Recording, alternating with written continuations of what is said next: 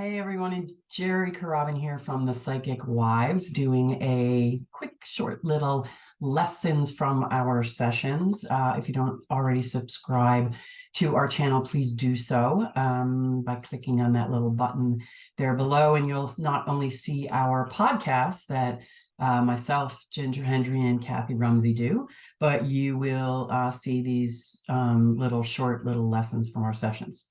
So I had a comment on the last lesson that I did, and someone had asked about talking a little bit about messages or what we've learned by connecting to animals who have crossed and loved ones in spirit who have crossed. So thank you so much for that comment.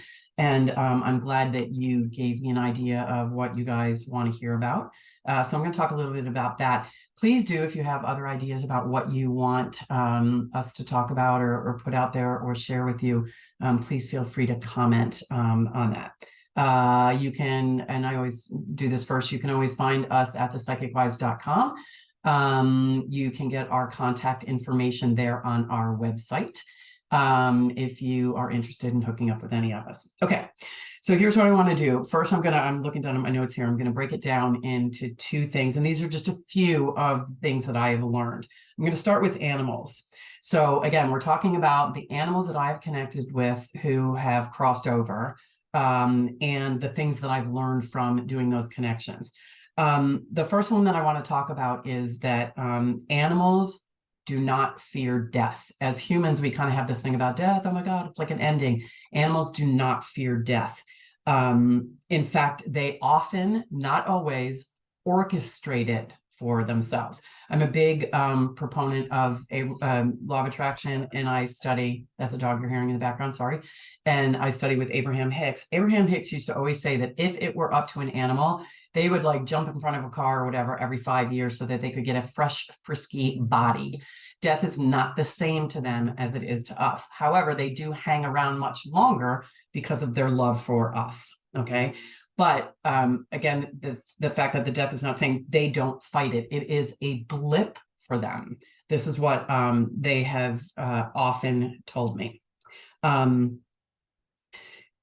So when people say, I'm sure they're going to say, what do you mean orchestrate it? Oh my God, what do you see orchestrated?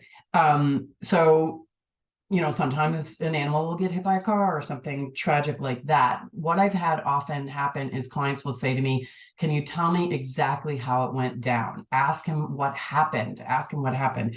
I've had clients ask me that all the time.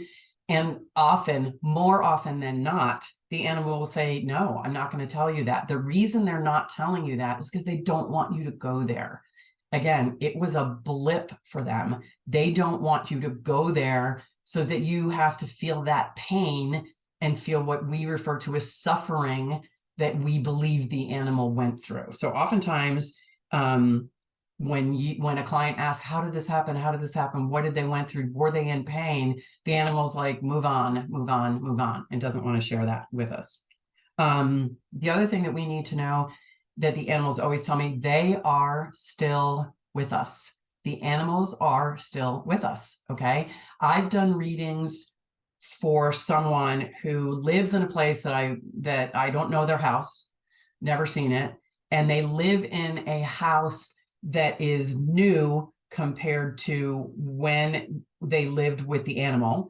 And the animal was showing me kind of the layout of the house at the end of the day as the husband was walking through the house checking on the kids.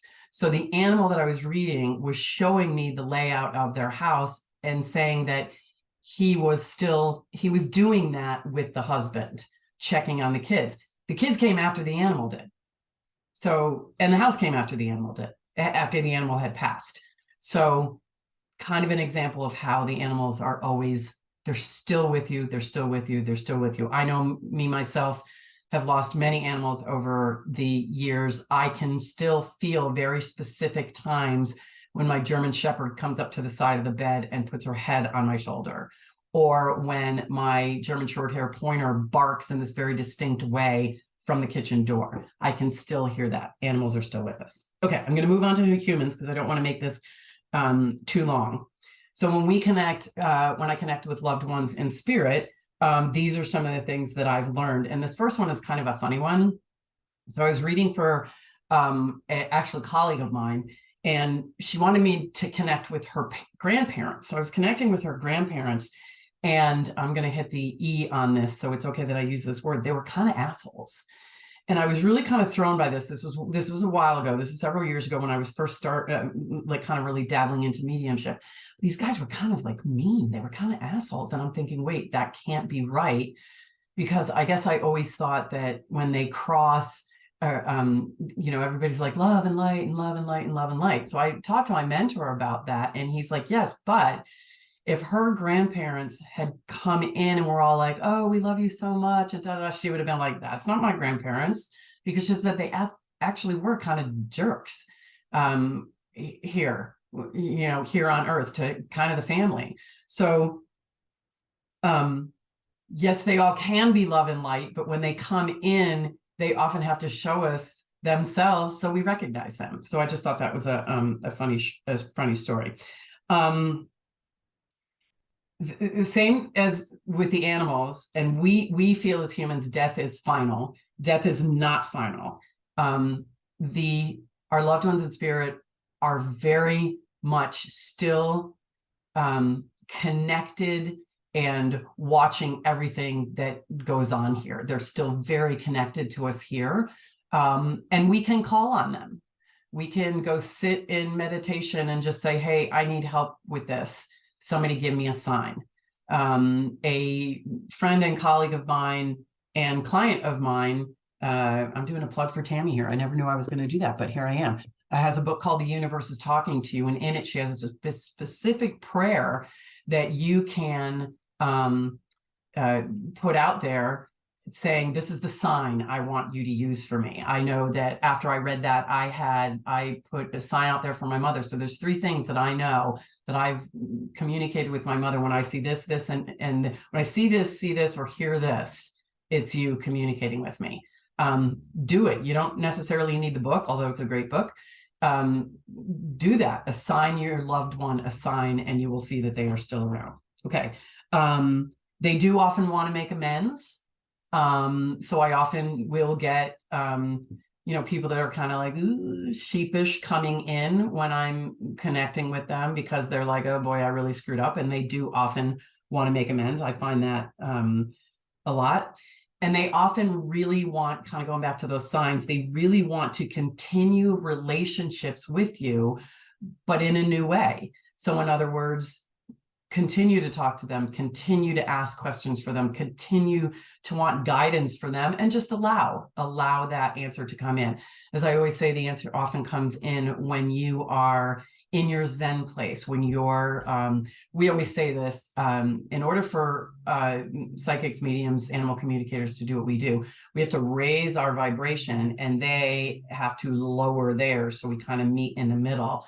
So if you want guidance from your loved ones, put it out there that you want guidance from your loved ones, and then raise your vibration, whether that's listening to great music, or sitting in meditation, or reading a great book, or gardening, or walking in the woods, whatever. Raise your vibration. This is a really big one from me, and so I've saved this for last. There are loved ones waiting for our loved ones when they pass. And I know this to be true, not just from our my psychic mediumship sessions, but from personal experience. My mother passed, and I was with her when she passed. We were lying on her bed, we were holding hands. She was non-communicative, and hadn't been for a day or so. We're lying on the bed, but I know she could feel me because she was reaching for my hand, and I was letting her touch her cat, etc. And all of a sudden she opened her eyes, and she looked up to the corner of the ceiling, like kind of where the ceiling meets the wall in the corner.